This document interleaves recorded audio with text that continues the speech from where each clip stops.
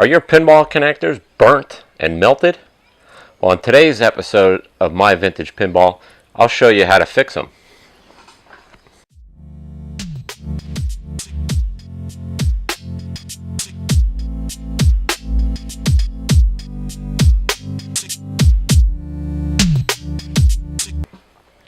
Hey, Pin Dude here. Welcome back to My Vintage Pinball. In today's episode, we're going to be doing a Pinball Tools spotlight on crimpers, specifically crimpers for doing header pins on pinball connectors. If you have a pinball machine, you're going to have to repin connectors eventually, either because they're melted or burnt, or just for general maintenance and bulletproofing of your machine. It's a good idea in a lot of cases to change these header pins. If you've never done it before, it's pretty easy, but it is time consuming and tedious, but really it's all about having the right tool. So in this episode, I'll show you all about repinning pinball connectors. Alright, so on a lot of pinball machines you'll run across connectors that look like this.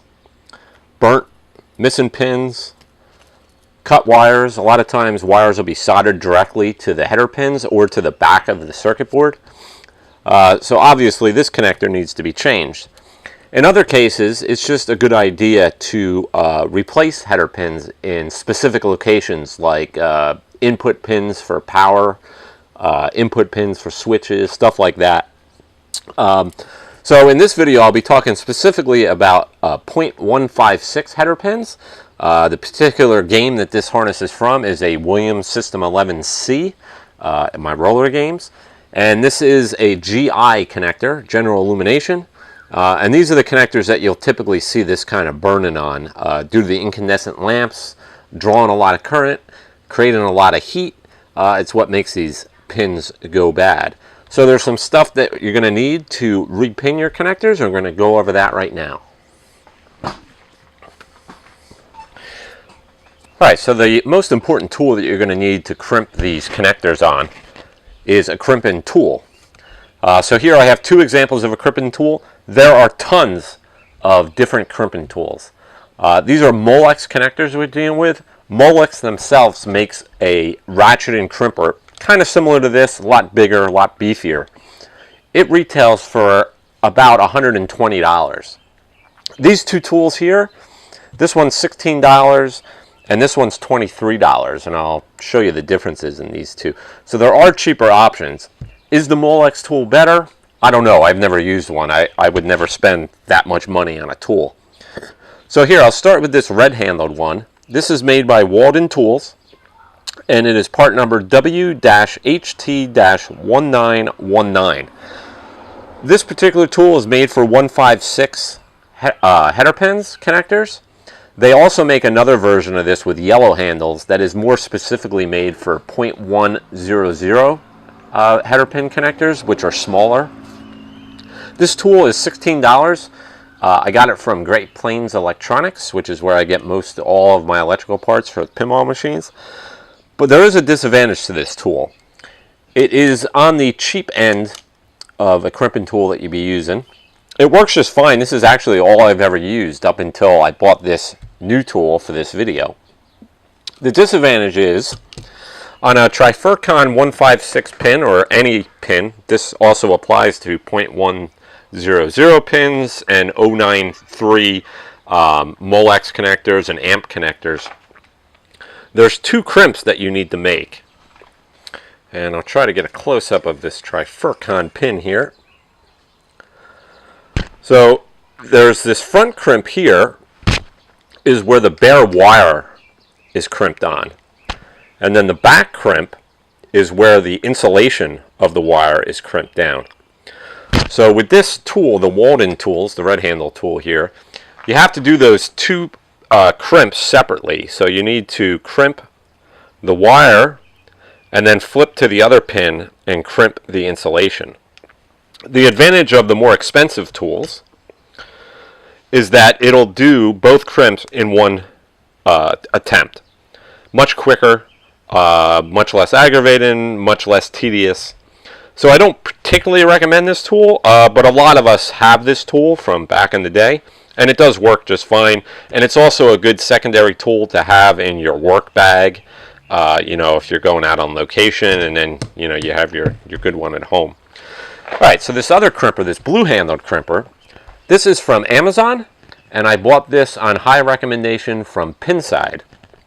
This is the Hanlong is the tool company, as shown right here, Hanlong Tools, and it is part number HT-225D, and this is $23 on Amazon, so only you know, $8 more than the Walden tools.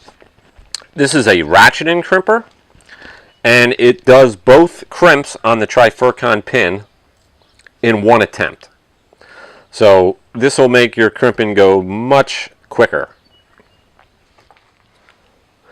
Alright, so you're going to need some Trifurcon pins for your connectors.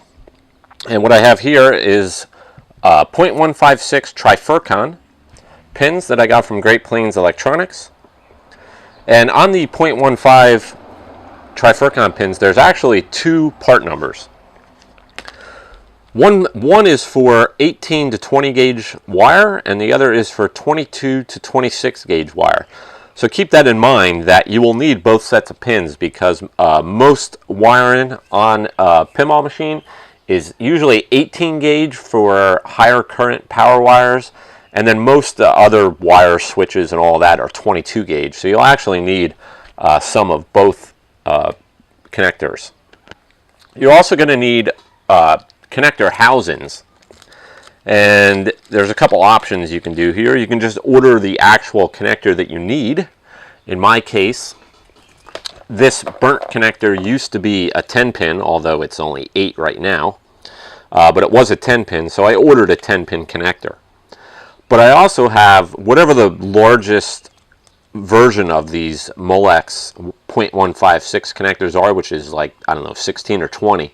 I keep a bunch of those on hand, and then if I need one, let's say an 8 pin, I'll just cut what I need, and then I always have them in stock, and I don't have to stock every version, 2 pin, 4 pin, 6 pin, and so forth. And then one other thing you're going to need is the these are the little pins, which are the key pins, and the key pins are available from Great Plains Electronics. The part number is 15-04-0219, and these are really cheap, so just be sure to keep a bunch of these on hand. You can reuse the old pin, but they are usually brittle, and they'll sometimes break taking them out, so I always use a new one. Alright, so other than your crimpers, you'll need your normal tools that you use for wiring, a good set of side cutters, a good set of small needle nose pliers, and most importantly, a set of wire strippers. Now, everybody has a specific wire stripper that they like to use. My wire stripper of the month happens to be this plastic job here, which is made by Capri Tools, and it is part number 20011, and it costs $13.50 on Amazon. So much like some of the other couple dollar cheap plastic ones, you put the wire in here and it kind of grips it. The advantage to these is they're built much better than those cheap couple dollar ones you get at, like, I don't know, Harbor Freight or whatever. This is much better quality. It does a really good job stripping the wire, and I really like them.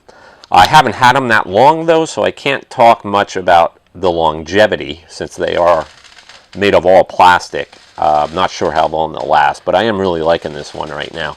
There's also a little wire cutter down here. Alright, so off camera I practiced a little bit with this tool since I just opened it before I made this video. And I must admit, it works really, really good. So I really recommend this tool, the HT-225D crimper, 23 bucks. This is definitely the crimper to get if you don't want to spend a lot of money on these. Alright, So I did add this sticker here, and it says wire side. That's just so I remember that the connector comes in from the back, and I insert the wire on this side. It's just, for me, I have a short memory span, and I'll forget. So I put that on there, just using my Dynamo label maker. All right, so here's a wire that I crimped off camera. And you can see we have a nice crimp. The wire is in this closest to the pin here, and then the insulation's in the back. And with this HT225D, we did this all in one shot, and it took a matter of seconds. So let me show you how it works. All right, so let's do a crimp. I'm going to start by, we're going to cut the old connector off, and then we're going to strip it. Now, you only want to strip about 1/8 of an inch. So very little is actually going to get stripped. We're going to get a Trifurcon pin and insert it into the back side of the tool so that it's flush in the die. We're going to insert our wire so that the bare wire is in the forwardmost crimp and the insulation is in the back.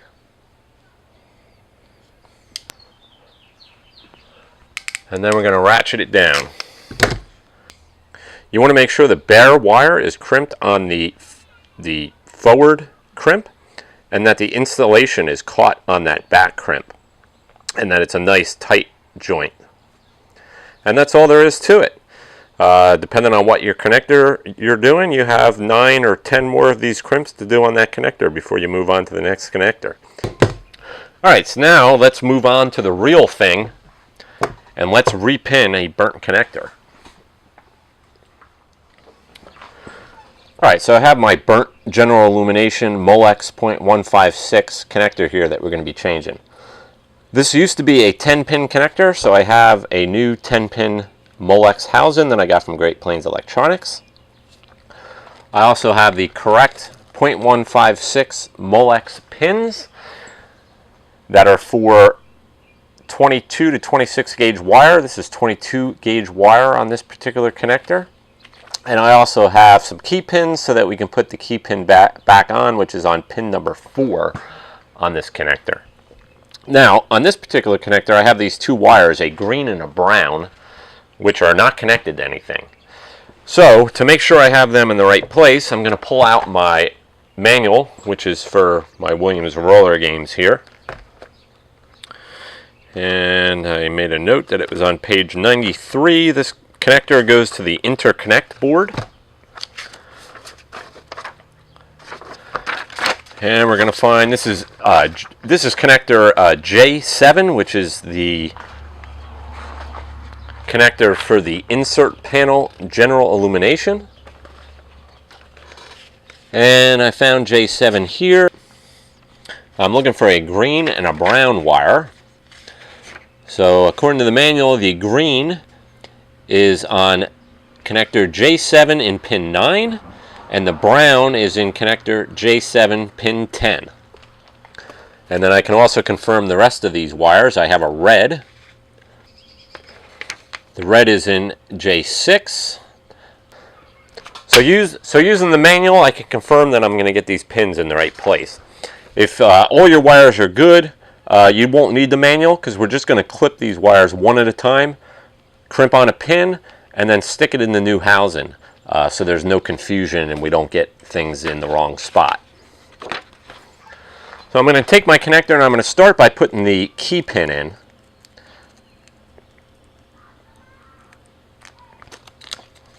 So I'm just going to get a little key pin. Oops, I dumped out the whole bag. Just going to get one. And then I'm going to line up my connector so it looks the same, so that everything is oriented the same. And count 1, 2, 3, 4. So we want the key pin in number 4.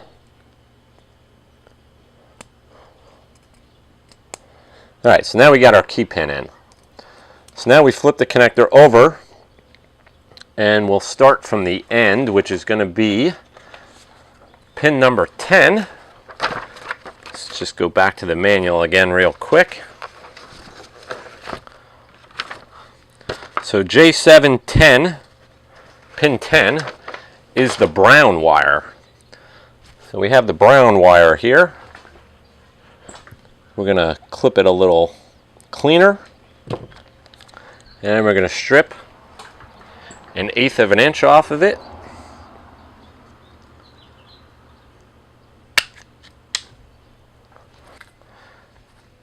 We're going to take our 0.156 connector. I'm now using the correct 156 pins, which are for 22 gauge wire, which is what we're working with. And I'm finding that the smaller crimp on this tool is working better, which is the forward most one. So we're going to get this lined up in the tool.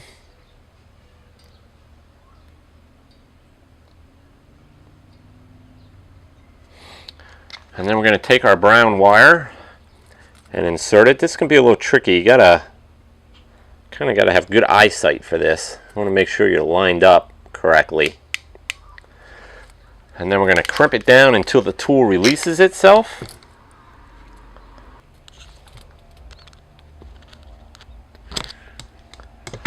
Actually got stuck in the tool a little bit. But we have a really nice crimp now. Alright, so now we can take our connector. I know my key's on 4. I know that the brown wire is going to pin 10. So we're just going to hold our connectors in the same orientation. We know that pin 10 is over here. So we're going to take our wire with the new connector, with connector pin, and insert it into the housing until it clicks. And now we have one pin done. So we still have the old pin here, the old connector here, so we don't get confused. And we have the first pin done. So now we're going to move on to pin number 9, which is the green wire. So I'm going to cut back so we have a clean piece of wire. I'm going to strip off 1/8 of an inch. Get a new Trifurcon pin. Put it into the back side of my tool. And take my time to make sure I have everything lined up properly. Ratchet it down so it's holding the pin. Take my green wire and carefully get it inserted in the right spot. And then crimp down. And then check my work, making sure that the wire is crimped properly. And once again, going to make sure I got the green wire going into pin number 9. And on the pin, there's a little tang. And that little tang is what locks into these slots. So you're going to take your wire, and let's make sure we get unraveled here so that everything's going to look right when we get it together. I'm going to stick that into pin number 9. So now we have pin number 9 and 10, which is non-existent on my old connector.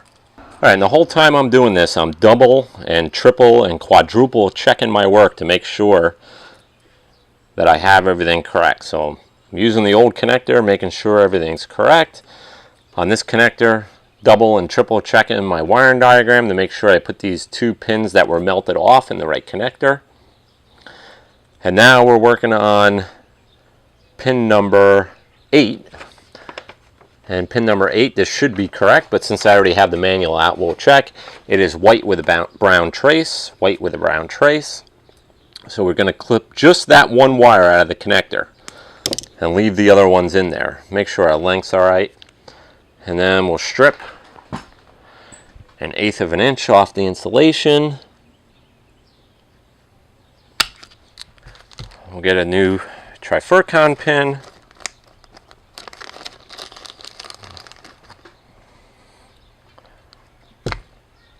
Stick it into the back of our tool.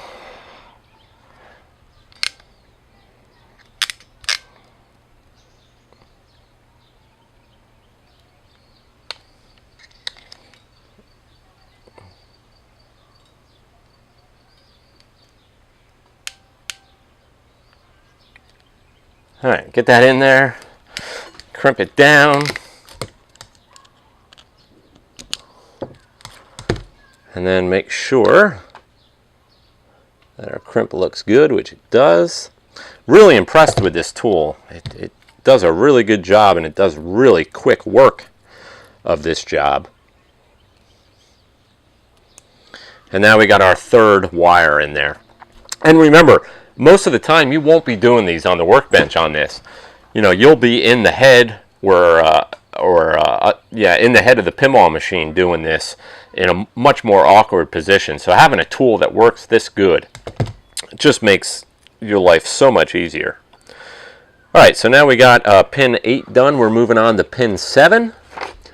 Checking my wire diagram, pin 7 should be white with a green trace. Pin 7 on my old connector, I have a white with a green trace. We're going to cut that wire out of there. Strip back 1/8 of an inch or so. I actually stripped a little more than I wanted there, so I'm just going to take my side cutters, strip a little bit off there. Take a new Trifurcon pin, get it set up in my tool, get the wire lined up,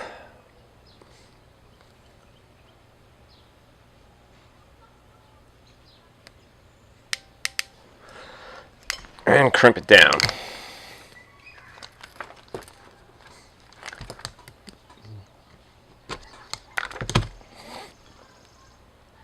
And then take a look at my work. Geez, I almost think a magnifying glass would make this inspection a little easier. And I do have one up hanging on my desk there, but then I'd be admitting that I'm old. Alright, so let's get this wire into pin number 7. I hear that click, have a nice positive connection there. And now we're moving on to the red wire, which looks like it's in pin number 6. We'll look at the manual here, and we're looking for J7 number 6. J7 6 is a red wire. So we'll clip that red wire out of there. And now we can throw away that burnt up connector. And strip 1/8 of an inch. This gets repetitive, doesn't it? But compared to using my old Walden tool where I had to do 2 crimps on each connector, this is a breeze. And it's actually almost enjoyable, about as much of enjoyable as repinning connectors can be.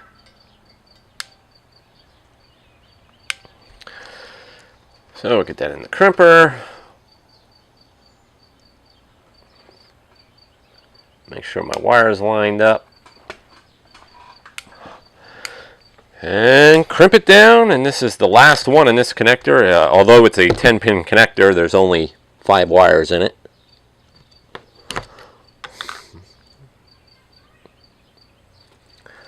And check our joint, it looks good. Make sure our wiring is going the right way and our pin's going in the correct way with the tang. And we got it in. And that is it. And everything looks good. So there is our repinned connector with a new Molex housing that I got from Great Plains Electronics. The correct 0.156 Trifurcon pins for 22 gauge wire that I also got from Great Plains Electronics. The key pin that I also got from Great Plains Electronics. And now this connector is brand new and will mate up with the brand new header pin that I already soldered onto J7 on the interconnect board. And now we just need to redo a bunch of other connectors on this game. Alright, so there you have it. Redoing your pinball connectors using the $23 Amazon crimper, which works very well. I hope this video was useful to you. If you have any comments or suggestions, please leave them down below. All the part numbers for all the tools and the parts that I used in this video will be linked with part numbers down below. And that'll do it. This is Pin Dude from My Vintage Pinball. Thanks for watching.